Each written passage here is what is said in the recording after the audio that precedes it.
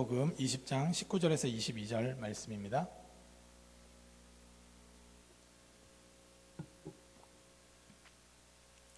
저와 교대로 읽고 마지막 22절 말씀 같이 읽도록 하겠습니다. 이날 곧 안식 후 첫날 저녁 때에 제자들이 유대인들을 두려워하여 모인 곳에 문을 닫았더니 예수께서 오사 가운데 서서 이르시되 너희에게 평강이 있을지어다. 이 말씀을 하시고 손과 옆구리를 보이시니 제자들이 주를 보고 기뻐하더라. 예수께서 또 이르시되 너희에게 평강이 있을지어다. 아버지께서 나를 보내신 것 같이 나도 너희를 보내노라. 함께 읽겠습니다. 이 말씀을 하시고 그들을 향하여 숨을 내쉬며 이르시되 성령을 받으라. 아멘. 아멘. 지난 제가 와서 두 번째 해쯤이었던 것 같은데 겨울 수련회 때 내 인생의 5대 뉴스라는 이 프로그램을 한 적이 있어요. 그래서 자기 인생에 자기를 설명하고 자기 정체성을 드러낼 수 있는 가장 중요한 사건. 우리는 매일매일의 많은 사건들을 겪지만 사실은 우리의 정체성 또 우리의 삶의 어떤 가치관 방향을 결정적으로 결정하게 된 그런 사건들이 있습니다. 그래서 이 5대 뉴스를 이렇게 하면서 이렇게 조별로 나눴는데 어떤 방은 막 시간을 넘어서 거의 통곡의 시간들을 가지면서 눈물로 자기 고백을 하고 이 부모님들의 헤어짐이라든지 왕따의 경험이라든지 또 굉장히 여러 가지 컴플렉스로 이렇게 자유하지 못했던 자기 자신에 대해서 나누기도 했습니다. 그것들을 나누면서 이렇게 회복되는 그런 시간들도 있었고 또 감사해하고 또 정말 나에게 있어서 내가 어렵고 힘들었지만 그럼에도 불구하고 좋은 선생님을 만난 것, 또 좋은 교회를 만난 것, 또 믿음의 지체를 만난 것, 이런 것들을 통해서 이 인생이 그렇게 어둡지 않도록 된 거에 대해서 막 나누는 것들을 보면서 우리 가운데 사실은 우리 한 개인이 어떤 가치관을 가지고 어떤 삶을 산다는 게 굉장히 어떤 사건을 만나느냐, 이것이 참 중요하다, 이런 생각이 듭니다. 여러분들은 지난 한 주 동안 어떤 사건을 경험하셨습니까? 여러분 인생에 있어서 오늘 다시 이 인생의 5대 뉴스를 쓴다면 여러분들 가운데, 우리 가운데 가장 중요한 사건은 뭐라고 기록할 수 있을까요? 우리는 제 삶을 좀 돌아봐도 이 큰 사건들이 좀 있었는데, 저는 어려서부터 이제 신앙생활을 했었는데, 저희 아버지가 굉장히 경제적으로 좀 잘 나가다가 서울 방배동에 좀 살고 있었어요. 근데 이제 잘 나가다 보니까 무리한 사업으로 인해서 완전히 쪽박을 차고 부산으로, 가난한 사람들이 살기 좋은 곳이 부산이라는 소문이 있는데 아십니까? 이렇게 좀 따뜻하고, 그래서 이렇게 부산으로 이렇게 이사를 왔어요. 참 어려운 상황이었죠. 그럼에도 불구하고 저에게 있어서 어린 시절의 신앙생활은 저로 하여금 절망하지 않고 그런 경제적인 여건 때문에 이렇게 낙담하지 않고 자신감 있게 또 이렇게 나아갈 수 있는 기회들을 허락하신 것 같습니다. 돌아보면 참 중요한 순간들이 있었던 것 같아요. 위기 때마다. 제가 고1 때 이제 어머니가 돌아가셨는데, 어머니가 돌아가시고 나서도 굉장히 공허함이 좀 컸어요. 그래서 이제 고2 때 야자를 거의 안 하고 거의 구포역, 강변 이런 데 가가지고 바람 쐬고 막 이랬던 기억이 있습니다. 그래서 이 공허함, 이런 것들. 그럴 때 이 수련회를 통해서 또 말씀을 통해서 저를 위로하시고 나에게 있어서 주인이 누구신지 분명하게 경험케 한 사건들이 있었습니다. 우리의 개인적인 차원의 사건들도 있지만 큰 공동체적인 어떤 사건들도 있는 것 같아요. 우리로 따지면 광복이라든지 한국전쟁이라든지 여러 가지 정치적인 사건이라든지 이런 사건, 어떤 사건을 겪고 나면 이전과는 다를 수밖에 없는 그런 삶을 살게 되는 거죠. 여러분들 2002년 월드컵을 기억하시는지 모르겠어요. 그때쯤 태어나신 분들은 아마 영상으로만 본 분들이 있겠죠. 그런 분들은 와닿지 않아요. 2002년 월드컵 이런 단어 해봤자 그건 보는데 그래가지고 좀 잘했다며 이런 정도지만 그때 사건의 현장에 있고 막 이렇게 같이 흥분하면서 막 대한민국 이렇게 외쳤던 그 감흥, 그게 벌써 20년 전이 다 돼가네요. 벌써. 예. 놀랍습니다. 예. 그때 제가 대학교 4학년이었는데 그래서 막 외치고 했던 기억이 있어요. 그런 사건을 한번 확 겪고 나면 이전과는 좀 다른 것이죠. 여러분, 요즘에 이 BC와 AC가 있다 이런 말이 있어요. 비포 코로나 그리고 애프터 코로나 해가지고 이제 시대가 그 BC와 AC로 나뉘는 거 아니냐 이럴 정도로 코로나 사태가 전 지구적으로 이 영구적인 변화를 일으키고 있다 이렇게 말하고 있습니다. 위생이나 그다음에 이 공공의료에 대해서 또 원격 수업에 대해서 아마 앞으로 여행의 경향성도 완전히 다 바뀔 거다 이렇게 예측하고 있어요. 주거 지역도 이 도심을 중심으로 도시를 했는데 도시가 전염병에 더 취약하기 때문에 오히려 돈 있는 사람들은 오히려 더 주변으로 좋은 저택을 지어서 이렇게 나가는 그런 모습들이 나타날 거다. 이런 것들에 대해서 예측하고 있습니다. 뭐 인생에 있어서도 그렇고 우리 인류사적으로도 그렇고 어떤 사건이 일어날 때 큰 변화가 일어나는 것이죠. 중요한 사건, 그 사건은 인생에 있어서 정말로 결정적인 영향력을 미치게 됩니다. 여러분들도 아마 우리는 우리의 의지나 생각으로 여기까지 왔다고 생각하지만 굉장히 중요해요. 우리의 의지나 결단이나 생각, 막 도전의식. 그렇지만 우리를 형성하는 것들은 사실은 우리의 의지적인 것보다 더 중요한 것이 있는데 이 사건이란 거예요. 일제시대라는 그 사건을 겪었기 때문에 우리도 아직 그거 역사적으로 일어난 사건이 한번 일어나고 나면 우리가 겪지 않았음에도 불구하고 우리 안에 내재되어 있는 이 DNA가 그걸 자꾸 깨우는 것이죠. 이 사건은 그래서 굉장히 중요합니다. 오늘 말씀에 보면 제자들이 유대인들을 굉장히 두려워하고 있어요. 내가 믿었던 예수님 그리고 나에게 있어서 그분이 뭔가 메시아로서 왕으로서 그 자리를 차지하면 나는 우편에 좌편에 막 그렇게 갈구했던 그 예수님이 죽으셨어요. 우리가 지난 주일날 부활절을 맞았었는데 잘 생각해야 되는데 이것이 인류사적으로 BC와 AD로 전 인류가 연도를 정할 정도로 가장 중요한 사건이 예수님의 사건이고 예수님의 이 땅에 성육신하시고 십자가를 지시고 부활하셨다는 사건이 그토록 중요한 이유가 무엇일까? 그것은 인류사적으로 뿐만 아니라 우리 각 개인에게 있어서도 정말로 결정적인 영향을 미친다는 것이죠. 아까도 말했듯이 우리가 마치 이 부활의 사건을 잘못하면 내가 체험적으로 경험한 사건, 이 월드컵, 2002년 월드컵을 겪지 못하고 그냥 미디어로 한번 본 것 같은 그런 정도로 겪고 나면 어떤 해방도, 어떤 자유도, 어떤 이 증인으로서의 삶도 살 수 없는 겁니다. 이건 사건이 일어나야 되는 거예요.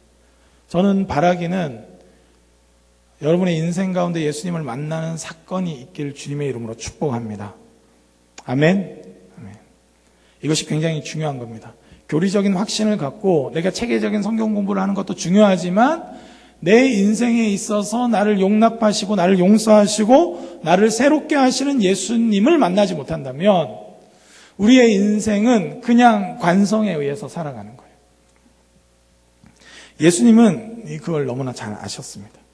제자들은 예수님을 따른다고 했고 자기 의지로 따르고 자기의 열정으로 따랐지만 예수님을 부인했고 예수님을 저버렸어요.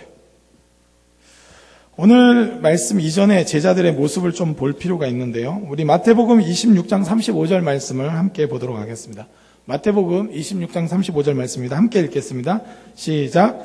베드로가 이르되 내가 주와 함께 죽을지언정 주를 부인하지 않겠나이다 하고 모든 제자도 그와 같이 말하니라. 아멘.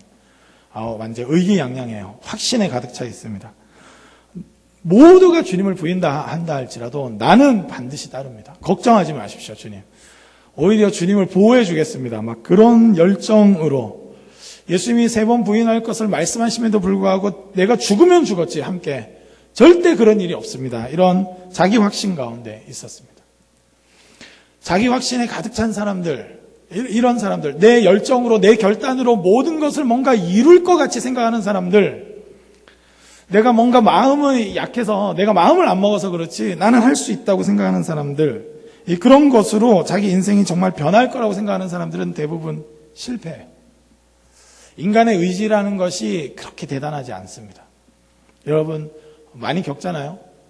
연초만 돼도 내가 다이어트 하겠다, 나 올해 반드시 육자를 지우겠다, 뭐 이렇게 해가지고 막 나름대로 결단하고 결심하고, 또 공부할 때도 그렇죠.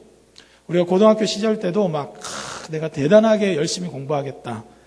고3이 됐을 때 이전의 삶과 나의 삶은 다르다, 나는 고3이다 해서 막 그렇게 했지만 그런 의지와 결단이라는 것이 얼마나 쉽게 꺾이는지 모르겠습니다. 신앙생활을 그렇게 하는 사람들이 있어요. 내 의지와 내 결단과 내 열정으로 뭔가 될 것 같이 생각하는. 저도 그랬었습니다. 저도 그런 때가 참 많았던 것 같아요. 그래서 열정적으로 하고 막 기도를 한번 해도 막 피맛이 느껴져야 막 기도한 것 같고, 막 모든 것을, 물론 하나님에 대한 순수한 열정일 때도 있었지만 그것이 나중에 관성이 돼서 하나님과의 만남보다 어떤 하나님께서 나에게 허락하시는 사건에 집중하기보다 내 의지나 내 결단으로 뭔가 해내겠다는 인간의 교만함, 자기 확신으로 가득 찰 때가 있습니다. 그럴 때 우리는 실패합니다. 제자들은 실패했어요. 십자가 앞에서 3년 동안 따라다녔는데 가장 결정적인 순간 앞에서 부인하고 심지어는 저주하고 예수님을 떠납니다. 많은 분들이 이 코로나 이후로 이 교회에 대해서 염려합니다. 염려할 만하다고 생각해요.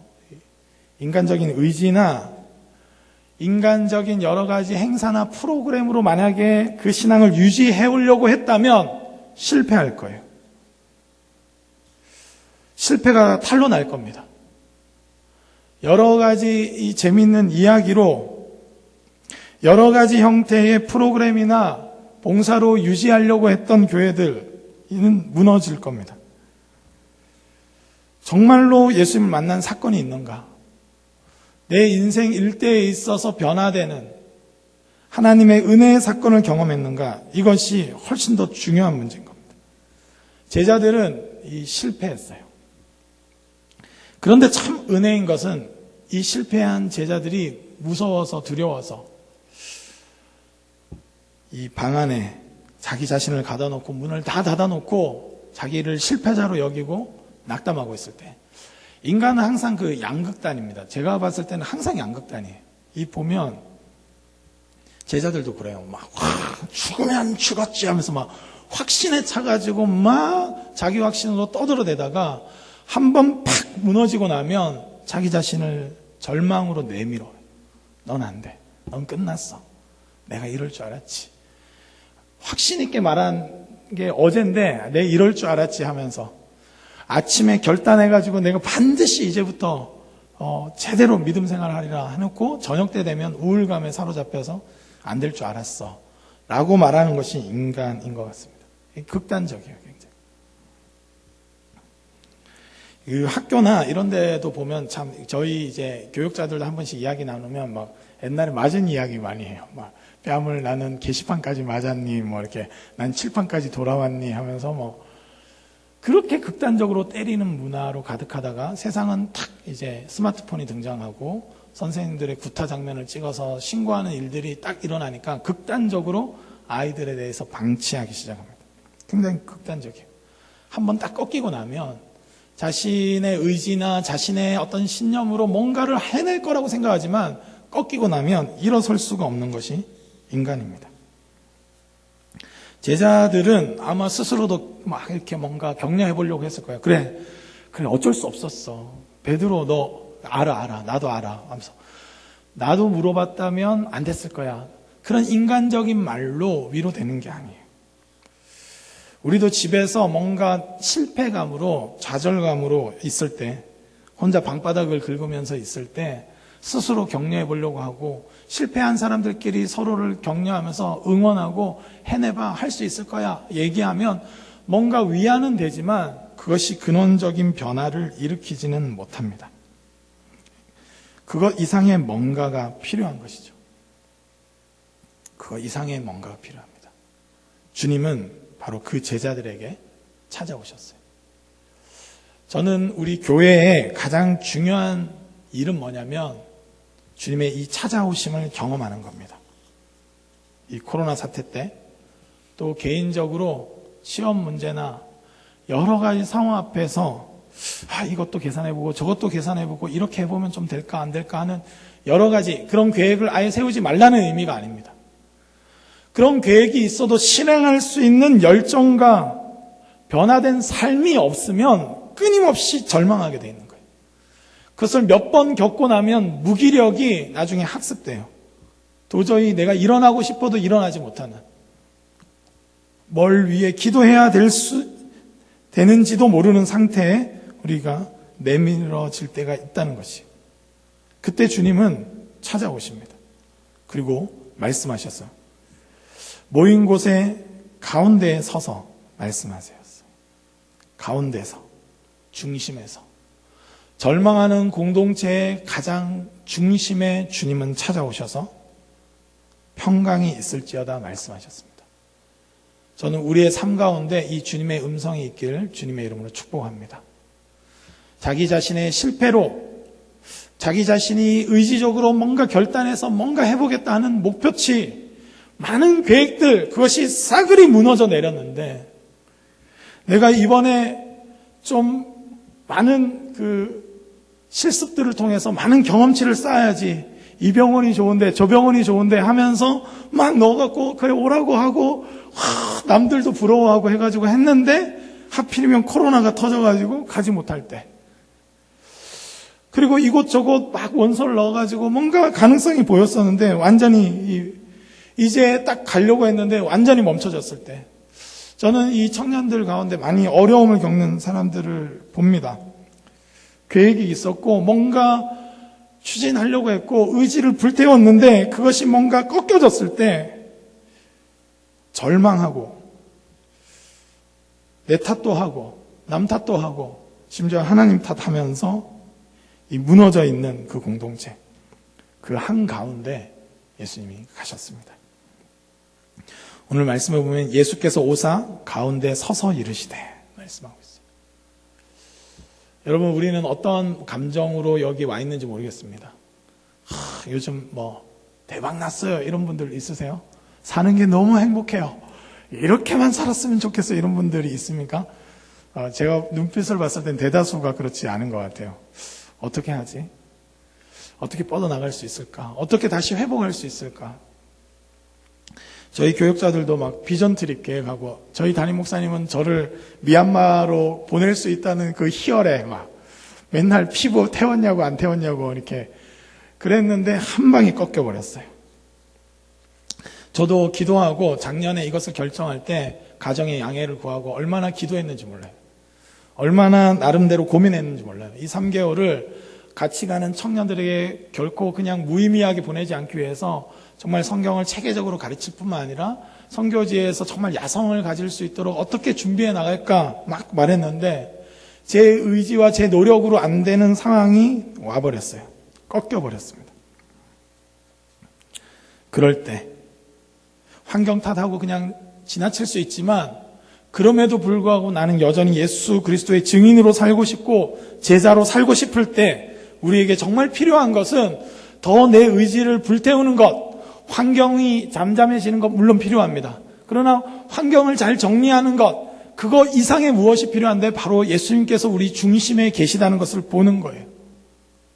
여전히 우리 인생에 세상이 어떻게 우리를 평가하든, 나 자신이 나를 어떻게 평가하든 그거와 상관없이 주님은 우리 마음 가운데 그 중심에 오시는 분이시라는 겁니다. 세상이 교회를 어떻게 평가하든 상관없이 우리 자신도 우리 교회에 대한 실망감에 있다 할지라도 그 실망한 공동체에 오시는 분이 우리 주 예수 그리스도인 줄 믿습니다. 그래서 우리는 희망할 수 있는 거예요. 예수님은 가운데 서서 그래서 말씀하셨습니다. 평강이 있을지어다. 십자가에서 모든 것을 이루신 그 주님이 제자들의 동기와 목적과 모든 것을 새롭게 하실 수 있는 분.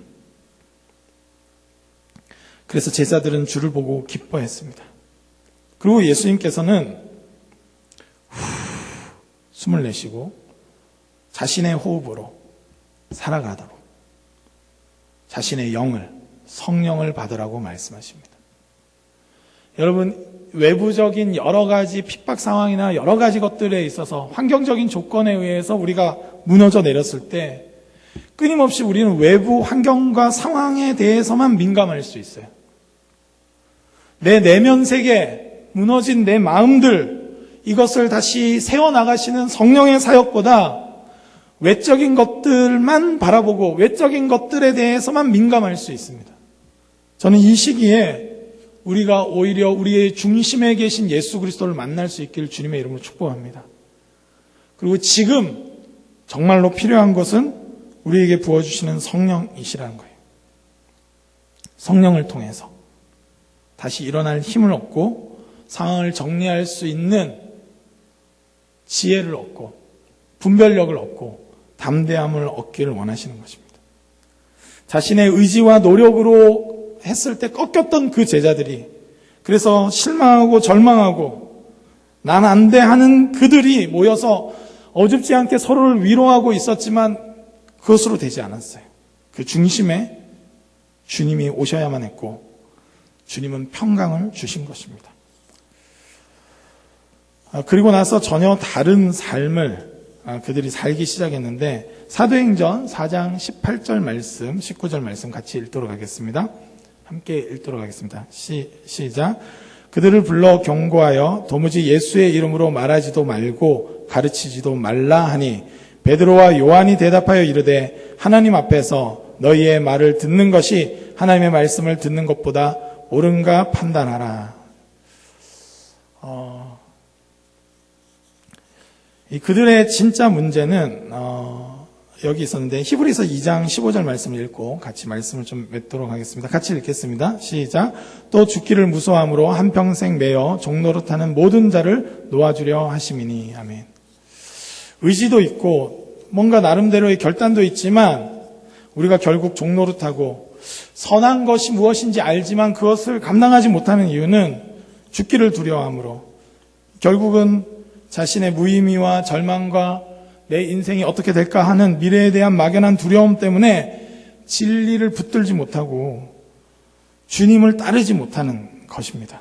근데 그 절망했던 제자들, 실패했던 제자들을 찾아가셔서 그들에게 성령을 받으라고 말씀하시고, 실패한 제자들을 여전히 부활의 능력으로 세워주시고 긍휼히 여기시고 사랑하시는 예수님을 만나고 나서야 제자들은 전혀 다른, 죽기를 무서워하여서 종노릇하는 데서 벗어나서 그들은 자유하고 담대한 가운데 나아간 것입니다. 그래서 유대인들, 그토록 두려워했던 유대인들의 그 억압, 그 경고와 상관없이 오히려 이제는 담대하게 내가 하나님 말씀을 듣는 것이 옳은지 너희 말을 듣는 것이 옳은가 너희가 스스로 판단해봐라. 나는 하나님의 말씀을 따르겠다. 라는 부활의 증인으로 새로워진 것이죠. 오늘 저는 본문을 보면서 이 말씀에 좀 주목한 거는 이 19절 말씀 초반부에 뭐냐면, 이날 곧 안식 후 첫날 저녁 때에 이렇게 기록되어 있어요. 우리로 따지면 지금 안식일 토요일 후 첫날이니까 주일이겠죠. 주일날 주님이 오셨다는 거예요. 부활하셔서. 우리가 기독교 전통으로 주일을 이제 안식일을 포함한 예수 그리스도의 주되심을 선포하는 날로 정해서 교회가 예배 드리는 이유가 예수 그리스도께서 금요일날 십자가에 죽으시고 주일날 부활하셨기 때문입니다. 주일 새벽에 부활하셨죠. 부활하셨다는 이 객관적인 사실과 전혀 상관없이 사는 제자들, 두려워하는 제자들에게 그날 저녁에 찾아가셔서 주님은 그 사건이 너희의 사건이 될 수 있도록 불러주셨어요. 그리고 그렇게 될 수 있는 길은 성령을 받는 이 사건을 통해서만 가능하다는 것을 말씀하셨습니다. 예수님이 죽음을 이기셨습니다. 할렐루야. 부활절날 우리는 주님을 고백했어요. 그러나 그것이 나의 사건으로 이루어지는 것은 성령을 받을 때입니다. 성령께서 우리 중심에 오셔서 이 사건의 전말을 보이시고 그리고 무엇을 위해서 살아야 되는 존재인지 말씀해 주실 때야 우리는 절망하지 않고 일어날 수 있는 힘을 얻는 거예요. 내 의지와 결단을, 그리고 나를 추스리는 막 그 마음들도 중요하지만 더 중요한 사건이 일어나야 합니다. 예수님을 만나는 사건. 저는 주일을 제정하신 주님께서 이 안식일 저녁 절망했던 제자들을 다시 세우실 수 있도록 저는 이 예배를 제정하셨다고 믿습니다. 우리가 그토록 힘든 상황에서도 이렇게 예배드리고 그 영상으로도 예배드리는 이유가 무엇입니까? 이 영적인 사건을 경험하기를 원해서 주님은 이걸 제정하신 것이에요. 성령을 받으라는 거예요.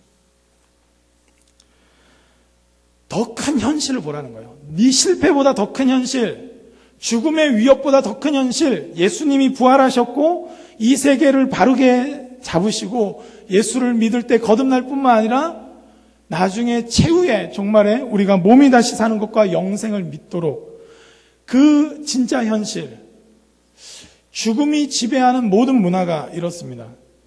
우리는 보통 이 죽기를 무서워하는 것, 죽음이 최종적인 최종 보스인데 이 최종적인 결말이라고 생각하는 사람은 두 가지 양상이 일어나요. 죽음이 최종적인 것이다 이렇게 생각하면 어떻게 되냐면 죽음이 두렵기 때문에 이 사는 게 전부잖아요. 이 사는 게 전부니까 여기에 목숨을 걸어요. 그래서 더 많은 걸 쟁취하려고 하고 이 세상에서 누리고 싶은 모든 쾌락을 누리려고 하고 끊임없이 자기를 확대하는 방식으로 이 생애가 전부기 때문에 놓쳐서는 안 된다고 생각해가지고 벌벌 떨면서 끊임없이 욕심부리며 죄악 가운데 거하는 방식의 삶을 선택합니다.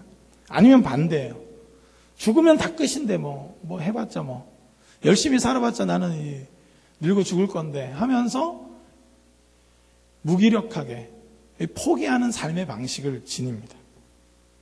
그러나 부활의 주님을 만나고 나면 이 세계 너머의 세계를 바라보기 때문에 이 삶을 바르게 긍정하고 바라보고 영혼을 위해서 준비하는 방식으로 이 삶을 살아가게 되는 것이죠. 그것이 제자들의 삶이었습니다. 그전엔 죽기가 무서웠기 때문에 마치 내가 예수님께 인정받아야 되고 높아져야 되기 때문에 자기 확신으로 가득 차서 예수를 위해서 난 죽을 수도 있습니다 이렇게 말하지만 조금만의 위협만 있어도 죽기를 두려워하기 때문에 예수님을 부인하고 절망 가운데 갇혀 지내는 그런 방식의 삶을 살았지만 부활하신 주님을 만나고 나서 그 부활하신 주님이 찾아오셔서 그들에게 평강이 있기를 바라고 이 어려운 사태 가운데서도 너희 가운데 부활의 생명으로 인해서 평강을 누리라고 말씀하시면서 그 평강으로 인해서 오히려 그 상황을 역전시켜 나갈 수 있는 힘을 주신 것입니다. 저는 이 주일날 그리고 오늘 저녁에 돌아가서도 예수님의 사건이 나와 무슨 상관이 있는가 하는 고민을 갖고 있는 자들이 그 중심에 찾아오셔서 평강이 있으라고 말씀하시는 그 주님을 만나기를 원합니다. 저는 이 본문을 준비하면서 좀 더 욕심을 낸다면 우리가 드리는 매 주일의 예배가 이러한 사건이 일어나기를 바랍니다. 사건이 일어나지 않고서는 나의 마음을 흥분시키고 새롭게 하고 나로 하여금 이 세계를 새롭게 보게 하는 사건이 일어나지 않고서는 학습된 교리와 지식으로는 이 세상은 감당하기 너무 어렵습니다. 불가능해요. 진리를 따르고 싶지만 진리대로 살 수가 없어요. 죽기를 무서워하기 때문에. 주님을 만나는 사건. 저는 매일 아침마다 묵상하는 여러분의 큐티 시간 가운데 평강을 주시는 주님을 만나는 사건을 달라고 간구할 수 있길 바라요. 우리는 어떤 지식, 어떤 상황 변화보다 더 큰 영적인 사건이 매일마다 필요합니다. 그거 없이는 오늘 하루를 살아갈 수 있는 힘이 없는 거예요. 나의 과거의 실패가 너무 크기 때문에 내가 태어날 때부터 가졌던 컴플렉스 때문에 여러 가지 이유로 인해서 예수 그리스도의 제자답게 살 수 없도록 하는 많은 요인들로 인해서 우리는 절망하게 돼 있는데 그때 사건이 일어나야 합니다.